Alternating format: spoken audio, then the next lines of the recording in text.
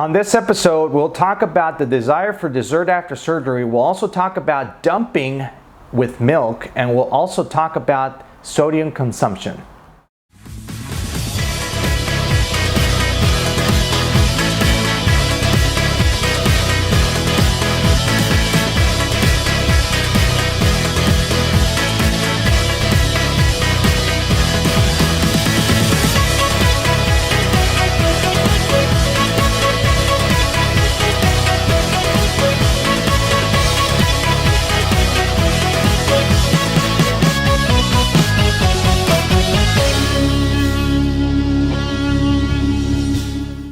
Hello everyone, I'm Dr. Alvarez from Endobariatric.com and welcome to episode 53 of the Ask Dr. A show. Thank you so much to everybody that's been submitting questions through social media using the hashtag AskDrA and also through my Snapchat account. Thank you to everybody that's new, that's been following me. We've been chit-chatting, having fun too. So if you're not on Snapchat, I invite you to download the application on your phone, and that way you can link my phone to your phone. All right, so let's get into the show. It is true that our desire for dessert or something sweet after dinner subside after surgery?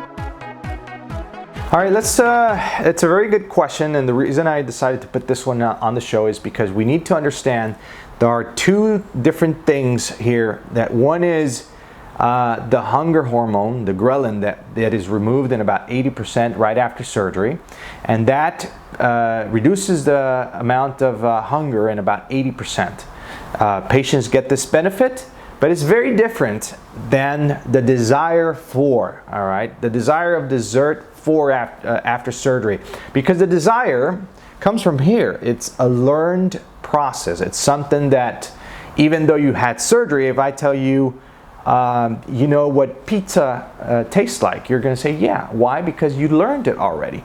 If I tell you, you know what a cheesecake tastes like, you're going to say, yeah, because you learned what a cheesecake tastes like. And maybe after surgery, you won't have that desire, the hunger, because it's different being hungry than a desire, right? Being hungry comes from the body telling you it needs calories, it needs food, and the desire comes from here. And if you don't put that extra effort here, because you have to, and to make it work and get the best out of it, you need to learn, and it's a learning process. I tell patients having a sleeve is a learning process, takes time, but patients do absolutely amazing, and with the hunger gone, it helps tremendously. Is it normal to have dumping with milk? All right, so specifically on phase 2, patients may have a little bit of diarrhea. Patients may have a little bit of dumping syndrome, and we've talked about the dumping syndrome, but it's not that common. It's not that common with the sleeve. It is more common with gastric bypass. But anyway, some patients may have the diarrhea because the milk, the osmolarity is very thick, it's very rich. It goes down into the sleeve.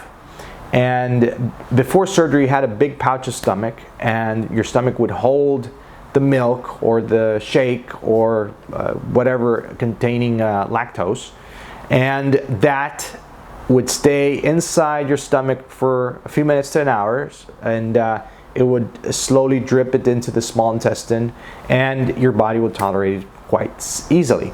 But now, right after surgery, you start to do shakes, and this is, again, not everybody.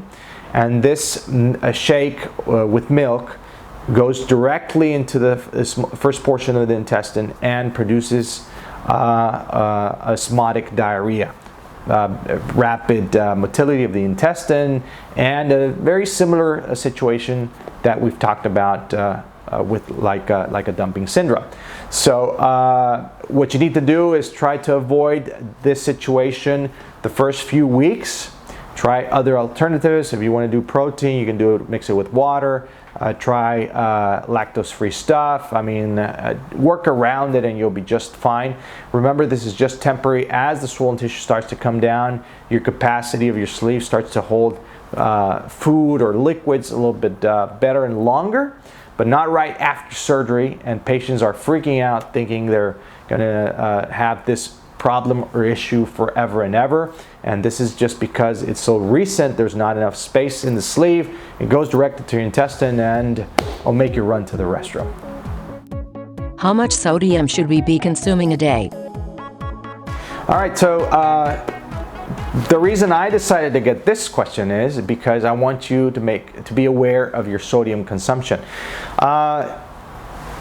Just to give you a little bit of information, a teaspoon of salt, if you consume a teaspoon of salt a day, would give you the above, you're going to be above the daily recommended allowance of sodium. All right, so you're talking about 2,325 milligrams with that teaspoon.